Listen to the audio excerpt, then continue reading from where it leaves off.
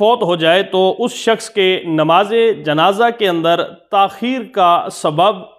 یا نماز جنازہ کے بعد اس کی تدفین کے اندر تاخیر کا سبب یہ ہوتا ہے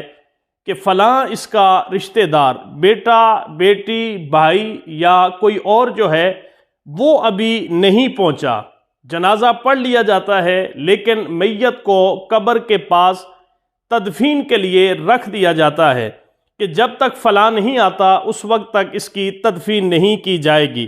اب وہ شخص جس کا انتظار کیا جا رہا ہوتا ہے صرف اس مقصد کے لیے ہوتا ہے کہ وہ آ کر اس کا منہ دیکھے اور منہ دیکھنے کے بعد اس کی تدفین کر دی جائے گی۔ آج کے اس دور کے اندر جہاں کیمرہ اور یہ چیزیں عام ہو چکی ہیں، کوئی شخص بھی یہ نہیں کہہ سکتا کہ میں نے اس مرنے والے کا 2 دن یا 3 دن یا اتنا عرصہ ہو چکا ہے کہ میں نے اس کا منہ نہیں دیکھا، بلکہ اس دور کے اندر یہ سہولت موجود ہے کہ ہم ہر آدمی سے والدین کے ساتھ، بھائیوں کے ساتھ جو ہے وہ مختلف ملاقاتیں مختلف طریقوں کے ساتھ ہماری فون کے اوپر بات بھی ہوتی ہے، فون کے اوپر جو ہے ویڈیو کالز کے ذریعے یا مختلف تصویریں شیئر کرنے کے ساتھ ہم ایک دوسرے کی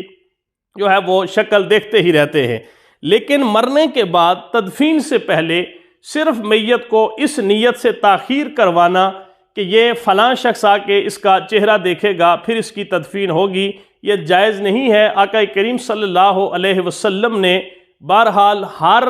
میت کا جلدی دفن کرنے کا حکم ارشاد فرمایا ہے۔ اگر وہ نیک ہے تو اسے اپنے اعمال کی جزا ملنے کے لیے جلد از جلد جو ہے وہ قبر کے حوالے کیا جائے، اگر وہ برا شخص ہے تو اس کی برائیوں کو اپنے کندھے سے اتار کے اسے اپنی سزا ملنے کے لیے جلد سے جلد قبر کے حوالے کر دیا جائے۔ لہٰذا میت کی تاخیر